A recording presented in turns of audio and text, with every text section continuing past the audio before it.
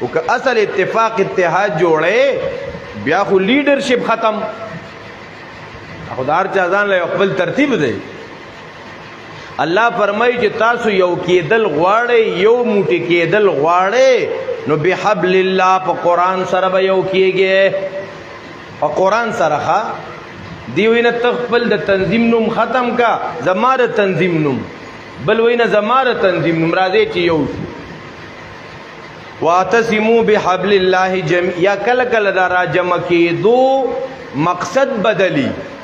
یره دا اپوزیشن راته لک خطرناک دی، راشه یو اتفاق او اتحاد جوړو چې دا اپوزیشن پیواما راته د قرآن د پاره یو کېږي، چې د دې د پاره د خلک را یو کړي دي چې راځي دا ټولې پارټۍ یو کېږو که نه.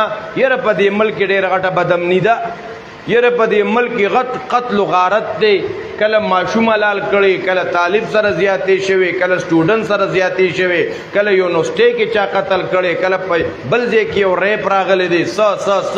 هلکه دا حالات خطرناک لپاره څه پکار دي؟ هلکه پوهان خلک درکشته او هلکه قرآن کې د دې دپاره څه دي؟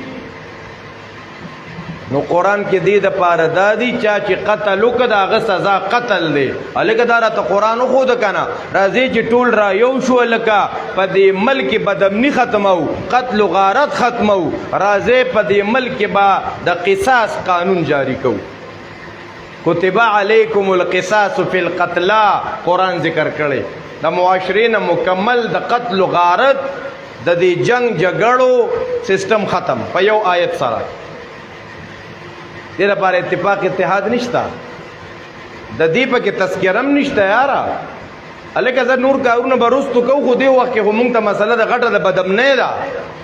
قتل دی، یو ځای قتل، بل ځای پښتانه قسم په الله ستړي شو، بس په لاشونو چتولو باندې د علماو په لاشونو ستړی، د ماشومانو په لاشونو باندې ستړی، د سکول د ماشومانو په وینو لاس ککړ، د مدرسې د ماشومانو په وینو لاس ککړ. دا څونه یو لوی بدامني ده. یو قاتل هغه له په ډیج چوک کې سزا ورکړه د قصاص، ته بیا غوږ کېده. ملک به چرته که څوک چاته وایي چې 2 کروڑه روپۍ در کومه قتل وکړه، اب وایي نه داسې نشم کولی. ښه نو الله فرمای واعتصموا بحبل الله جميعا، منګولې ولګوي پر سید الله سره ټوله، ولا تفرقوا تسنس کېږئ ما، د قرآن نه تسنس کېږئ ما. واذکروا نعمت الله، یاد کې نعمت د الله په تاسو چې کله دا قرآن نو راغلی که نه، د قرآن دا نعمت یاد کې که نه.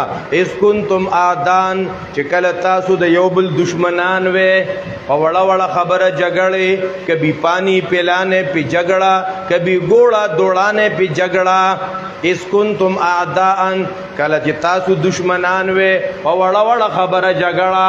کله د چا په پټي کې چرته په ونه کې مرغۍ جاله چولې ده، بل یو تن راغلی هغه جال روانه کړي، په هغې په سونو کاله باندې جنګونه.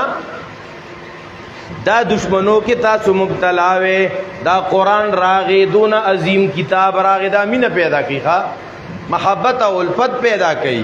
فالف بین قلوبکم، نو مینه راوسته په میندړونو ستاسو کې، نو شوي تاسو بنعمته، په نعمت د الله سره رونه رونه.